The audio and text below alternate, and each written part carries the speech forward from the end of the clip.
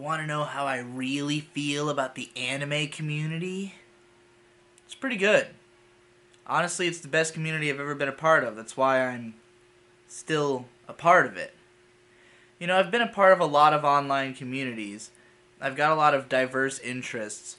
The ones that I've been the most actively involved with, you may know I was in the Brony community. If you look at the URL of my channel, you may notice it says DigiBrony MLP. I used to make My Little Pony analysis videos back in the day. And that community sucked. For the reason that you think it sucks. And I'm not making fun or looking down on anybody when I say it's very autistic. And not even that that's necessarily like a bad thing. It's just that the way that they tend to handle people is socially inept. If you were to say leave the Brony fandom, by which I mean stop talking about the show exclusively, you would get like just utterly reamed by the community. If you said anything negative about the show, like I did an analytical show. You know, like my thing was that I was analyzing My Little Pony in a critical lens. So obviously I'm not always going to have nothing but positive shit to say about it.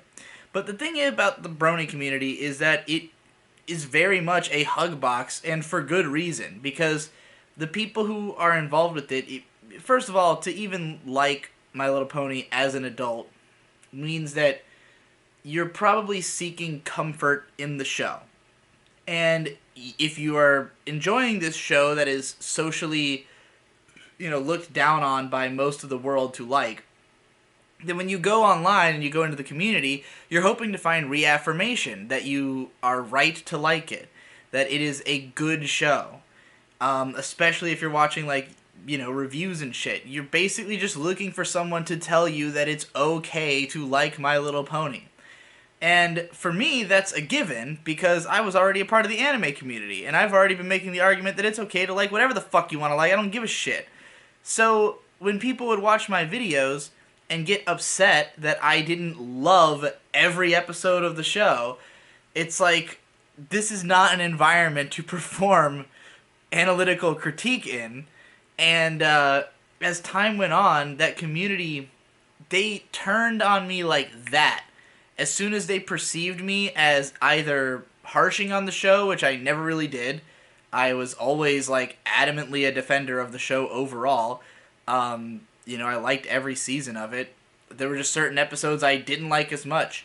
I even gained a reputation as having turned on the show for having written a middling review of the last episode of season 4. It wasn't even a negative review. Just a middling review of the last episode became an infamous treatise against the show somehow. And then the fact that I stopped talking about it, I was treated like I had somehow majorly burned a bridge with this community that there were no analysis channels for My Little Pony before I got into the community. And by the end of the first year of me being in there, there were hundreds. At least 100. And most of them came into existence because of the fact that Equestria Daily, the big pony website where fan content gets shared, had added an analysis section onto the site by my request, which I moderated. So anyone who achieved any success in that community did so because I found their video, posted it on that site, and made them get big. Now, there were lots of people who had smaller audiences who, were just friends with the people I made big and, collaborated with them and wrote off of their success. But no one who was considering themselves a My Little Pony analyst, except for Tommy Oliver, a.k.a. Tom, the guy living in my house currently, who, rose with me. And we collaborated all along the way. Endless Jess, who, very much founded his own community. People who found him uniquely. But everyone else, I put them up. I made them have, a career. Not to say that they didn't put any effort into their videos, just that, there's no reason anyone would have found them. But somehow, that very community totally forgot about me and then acted like I had turned on them, even though all I did was start talking about anime instead. So, fuck that community entirely. Now let's talk about the gaming community. I tried to break into doing video game reviews and analysis, and the gaming community is unfathomably judgmental.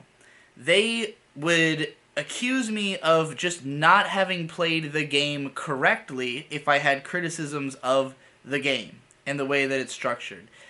The fact that this is even an argument that can exist is a huge problem. And everyone who does games criticism basically has to get people to even understand what criticism is in the first place and like understand the mechanics of criticism before they can even open their mouth about talking about games. It's a fucking nightmare. And it's a huge, huge community that is totally decentralized. Like, considering it even a community is kind of, it's kind of foolish because, like, none of them, there's no unifying identity. Most people play video games, so to call yourself a gamer is just like grouping yourself in. It's like saying you're a human, basically. And there's just so many parts of that community that are so fucking bitter and angry. And it's like, there's weird gatekeeping within it of like, oh, you have to be hardcore. And it's like, there's nothing unique or special about being a hardcore gamer. Like, it just means that you've wasted more of your life doing this thing. And that's fine. Like, I don't think there's anything special about being a hardcore anime fan either. Like, it just means that you are capable of talking about it in more depth. Is that admirable? You're the one who wasted your time doing it. Like, it's talking to myself even. So in the anime community, there's a lot more of a sense that the people who are deeply embedded into it want to bring other people there. And this isn't always true. There are some people who are like, who, like, for instance, like JoJo manga fans who really just want to, like, they just want the anime babies to fuck off. And that's understandable. There's always going to be people like that in any community. But for the most part, I've always found that when you tell an anime fan that you don't know that much about anime and you express an interest in learning more, they will help you learn more. Anime fans just want to give you recommendations. They just want to teach you terminology. They just want to spew their analysis, their opinions at you and hope to have a conversation. And some of them can be, aggressive or bitter or whatever, but it's just, it's like that in every community, and I really feel like the anime community is not as bad about those things. Like, if you can find me one that is somehow nicer, like if there was a community that was just all sunshine and rainbows, then, maybe I'd say the anime community is also pretty bad, but, like, it's not. It's comparably... People are okay here. People don't usually accuse you of watching a show wrong. Even people who have disagreements, like, if you go into anime communities, you'll often see people making the argument that, everything is subjective, that it's just your opinion, that it's okay to like whatever you want to like, like, people who are extremely snobbish usually get kind of run out. Like, someone like that anime snob who was an anime YouTuber who, like, people shit on constantly for being such an elitist prick. Like, it's not generally smiled on. And, like, to the point where Econ, who is a friend of mine who is an extreme elitist prick, had to make a video defending being an elitist prick because he felt like elitists were getting too hard of a rap in the community. And they are. If anyone is getting the short end of the stick in the anime community, it is the elitists who, have something to offer, as Econ says in this video. So, overall, I feel like this has been one of the more inviting communities, and it's for a similar reason to why I think that the furries are a great and inviting community, which is just that it's one of the most looked down on groups. Like, if you're into anime, you can't really posture and act like you're cool. You can't act like anyone's below you because you are part of something that will never be mainstream. Like, gaming is mainstream now. you can be a gamer and just be a normal person and not be looked down on by anybody. And if you have real obscure taste in video games, it might be difficult for you to have conversations with people about the games you like, but no one's going to turn up their nose at you unless you're into anime games, you know? But if you're into anime, people outside that community are going to harsh on you just for liking anime. And so there's a certain kinship between people who like anime, because whether you're at one extreme or the other of how deep in you are, like, there's an understanding that all of us got here for a reason, that we're all social rejects. You have to be into this thing because society rejects this thing. If you like any anime besides a Hayao Miyazaki film, or a Ghibli film in general, I guess, then you are not enjoying socially accepted media. And granted, there's people who are more like surface level who might reject the people a little bit further down. Like, there's a lot of people who might be into anime, but they're not okay with like lolicon and stuff like that. Those people often get talked to the other side. You'll see YouTubers who come out as like anti the like fan service or those deeper aspects, and very patient, learned men will send them PMs and talk them through and try to make them, curb their aggression towards that a little bit, because we care about protecting the sanctity of a community of people who are here because they need this for something. That we need this art to work through something inside of us that is unique, and that is, that puts us in a position where we would throw our hat in with something that most people think isn't okay. And so to be into it at all, there's a certain kinship that comes from that. It's like, if you like this thing too, you must be kind of like me.